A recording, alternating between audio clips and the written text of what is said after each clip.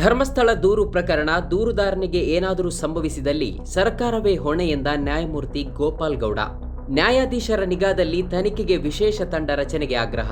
ದೂರುದಾರನ ಹೇಳಿಕೆ ಸೋರಿಕೆಯಾಗುತ್ತಿದೆ ಎಂದ ನಿವೃತ್ತ ಸುಪ್ರೀಂ ಕೋರ್ಟ್ ನ್ಯಾಯಾಧೀಶ. ಧರ್ಮಸ್ಥಳದಲ್ಲಿ ನಡೆದಿದೆ ಎನ್ನಲಾಗುತ್ತಿರುವ ಸರಣಿ ಹತ್ಯೆಗಳ ತನಿಖೆಯ ಹಾದಿಯ ಬಗ್ಗೆ ದೂರುದಾರನ ವಕೀಲರು ಅಸಮಾಧಾನ ವ್ಯಕ್ತಪಡಿಸಿದ್ದರು. ತನಿಖೆ ವಿಳಂಬವಾಗುತ್ತಿದೆ, ಅಸ್ಥಿಪಂಜರ ಕೊಟ್ಟರೂ ಸ್ಥಳ ಮಹಜರು ನಡೆಸುತ್ತಿಲ್ಲ, ಜೊತೆಗೆ ದೂರುದಾರನನ್ನೇ ಪೊಲೀಸರು ಶಂಕಿಸುತ್ತಿದ್ದಾರೆ ಎಂದು ವಕೀಲರು ದೂರಿದ್ದರು. ಈ ಪ್ರಕರಣ ಸಂಬಂಧ ಪೊಲೀಸರ ನಡೆಯೂ ತೃಪ್ತಿಕರವಾಗಿಲ್ಲ ಎಂದು ವಕೀಲರು ದೂರಿದ್ದರು. ಇದೀಗ ಪ್ರಕರಣದ ಸಾಕ್ಷಿ ದೂರುದಾರನಿಗೆ ರಾಜ್ಯ ಸರ್ಕಾರವು ತಕ್ಷಣವೇ ಭದ್ರತೆ ಒದಗಿಸಬೇಕು, ಆರೋಪಗಳ ತನಿಖೆಗೆ ವಿಶೇಷ ತನಿಖಾ ತಂಡ ಅಂದ್ರೆ ಎಸ್ಐಟಿ ರಚಿಸಬೇಕು ಎಂದು ಸುಪ್ರೀಂ ಕೋರ್ಟ್ನ ನಿವೃತ್ತ ನ್ಯಾಯಮೂರ್ತಿ ಗೋಪಾಲ್ ಗೌಡ ಒತ್ತಾಯಿಸಿದ್ದಾರೆ.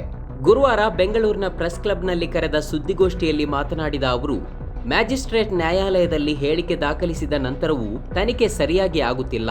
ಮೃತದೇಹಗಳನ್ನ ಎಲ್ಲಿ ಹೂಳಲಾಗಿದೆ ಎಂಬುದನ್ನ ಖಾಲಿ ಹಾಳೆಯಲ್ಲಿ ಗುರುತು ಮಾಡಿಕೊಡು ಎಂದು ಪೊಲೀಸರು ಸಾಕ್ಷಿ ಫಿರ್ಯಾದಿಯ ಮೇಲೆ ಒತ್ತಡ ಹೇರುತ್ತಿದ್ದಾರೆ. ಆತ ನೀಡಿರುವ ಹೇಳಿಕೆಗಳು ಸೋರಿಕೆಯಾಗುತ್ತಿವೆ ಎಂದು ಕಳವಳ ವ್ಯಕ್ತಪಡಿಸಿದ್ದಾರೆ. ಯಾಕೆ ಎಸ್ಐಟಿ ಬೇಕಂತಕ್ಕಂಥದ್ದನ್ನ ನಾನು ಸ್ಪಷ್ಟವಾಗಿ ಹೇಳ್ತೀನಿ. ಒಂದು ಅಪರಾಧ ಅಲ್ಲ, ನೂರಾರು ಜನರನ್ನ ಕೊಂದು ರೇಪ್ ಮಾಡಿ ಕೊಂದು ಬರಿಯಲ್ ಮಾಡಿದ್ದಾರೆ ಅಂತಕ್ಕಂಥದನ್ನ ಮಾಡಿರ್ತಕ್ಕಂಥ ಸಾಕ್ಷಿ ಫಿರ್ಯಾದಿದಾರ ಹೇಳಿದ್ದಾರೆ. ಇದು ಮೋಸ್ಟ್ ಇಂಪಾರ್ಟೆಂಟ್. ಇದು ಗಾಳಿಯಲ್ಲಿ ಗುದ್ದಾಟ ಅಲ್ಲ. ಇದು ಇವಾಗ ಜವಾಬ್ದಾರಿತವಾಗಿರ್ತಕ್ಕಂಥ ಒಬ್ಬ ಮನುಷ್ಯ ಆ ಕೃತ್ಯದಲ್ಲಿ ಭಾಗಿಯಾದಾಗ ಯಾರಿಂದ ಮರ್ಡರ್ಸ್ ಪ್ರೇರೇಪಿತರಾಗಿ ಅಲ್ಲಿ ಮಾಡಿದಾಗ ಆತನ ಬಂದು ನಾನು ಇಂತಹ ಕೆಲಸ ಮಾಡಿದ್ದೀನಿ, ಇಷ್ಟು ಜನರನ್ನು ಓಡಿದ್ದೀನಿ, ನಾನು ತೋರಿಸ್ತೀನಿ, ಕಳಬಹರಗಳನ್ನೆಲ್ಲ ನೀವು ತಗೋಬಹುದು ಅಂತ ಹೇಳುವಾಗ ಅದಕ್ಕೆ ಮಹತ್ವ ಬಂದಿದೆ. ಸುಮ್ಮನೆ ಯಾರಾದರೂ ಒಂದು ಪ್ರೆಸ್ ನೋಟ್ ಕೊಟ್ಬಿಟ್ಟು ಇದು ಆಗಿದೆ ಅಂತಲ್ಲ.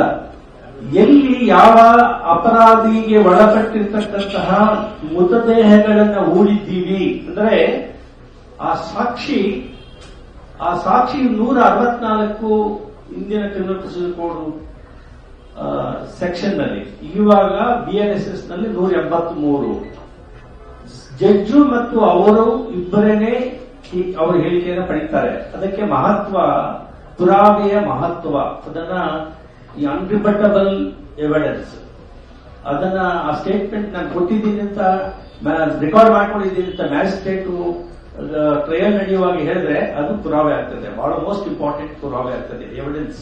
ಸಾಕ್ಷಿ ದೂರುದಾರ ತನ್ನ ವಕೀಲರೊಂದಿಗೆ ಒಂದು ಸ್ಥಳಕ್ಕೆ ತೆರಳಿ ಕಳೇಬರವನ್ನ ತೆಗೆಯುವುದಾಗಿ ನ್ಯಾಯಾಲಯ ಮತ್ತು ಪೊಲೀಸರಿಗೆ ಮಾಹಿತಿ ನೀಡಿದ್ದಾರೆ.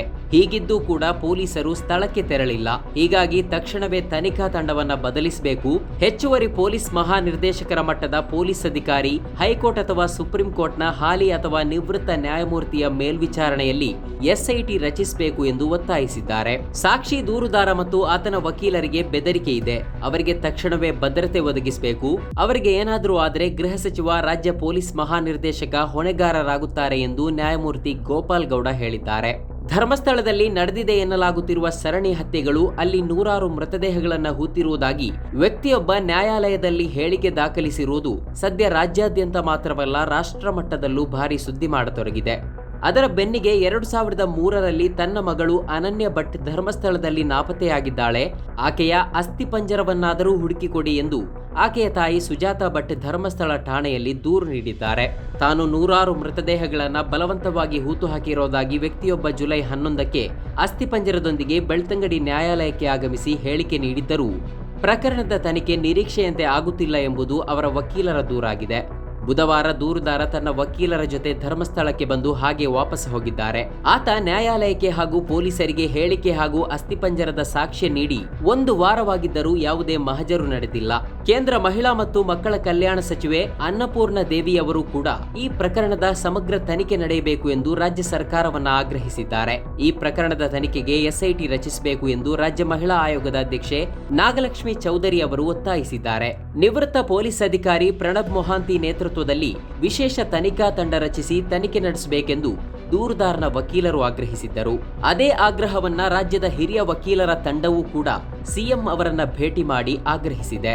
ಇದರ ಬೆನ್ನಲ್ಲೇ ಈಗ ಸುಪ್ರೀಂ ಕೋರ್ಟ್ ನಿವೃತ್ತ ನ್ಯಾಯಮೂರ್ತಿಗಳೇ ಈ ಪ್ರಕರಣದ ಸಂಬಂಧ ಮಾತನಾಡಿದ್ದು, ಪ್ರಕರಣದ ತನಿಖೆಗೆ ವಿಶೇಷ ತನಿಖಾ ತಂಡ ರಚಿಸಬೇಕೆಂದು ಒತ್ತಾಯಿಸಿದ್ದಾರೆ. ಇಷ್ಟೆಲ್ಲ ಆಗ್ರಹದ ಬಳಿಕವೂ ರಾಜ್ಯ ಸರ್ಕಾರ ಯಾವ ರೀತಿ ನಡೆದುಕೊಳ್ಳುತ್ತದೆ ಎಂದು ಕಾದು ನೋಡಬೇಕಿದೆ. ನಮ್ಮ ಕಾರ್ಯಕ್ರಮಗಳನ್ನು ನೀವು ನೋಡ್ತಾ ಇದ್ರೆ ನಮ್ಮ ಚಾನೆಲ್ ಅನ್ನ ಸಬ್ಸ್ಕ್ರೈಬ್ ಮಾಡಿ, ಪಕ್ಕದ ಬೆಲ್ ಐಕಾನ್ ಒತ್ತಿ ನಮ್ಮನ್ನ ಬೆಂಬಲಿಸಿ. ಹಾಗೆ ನಮ್ಮ ಕಾರ್ಯಕ್ರಮಗಳನ್ನ ಲೈಕ್ ಮಾಡಿ, ಕಮೆಂಟ್ ಮಾಡಿ, ಅದನ್ನ ಬೇರೆಯವರಿಗೂ ವಾಟ್ಸ್ಆಪ್ ಮೂಲಕ ಶೇರ್ ಮಾಡಿ. ನೀವು ಹೀಗೆ ಮಾಡಿದಾಗ ನಮ್ಮ ಚಾನೆಲ್ ಮತ್ತಷ್ಟು ಜನರಿಗೆ ತಲುಪಲು ನೀವು ನಮ್ಮೊಂದಿಗೆ ಸಹಕರಿಸಿದ ಹಾಗಾಗುತ್ತೆ. ಇದು ನೀವು ಯಾವುದೇ ಖರ್ಚಿಲ್ಲದೆ ಕೆಲವೇ ಸೆಕೆಂಡುಗಳಲ್ಲಿ ನೀಡಬಹುದಾದ ಸಹಕಾರ. ಧನ್ಯವಾದಗಳು.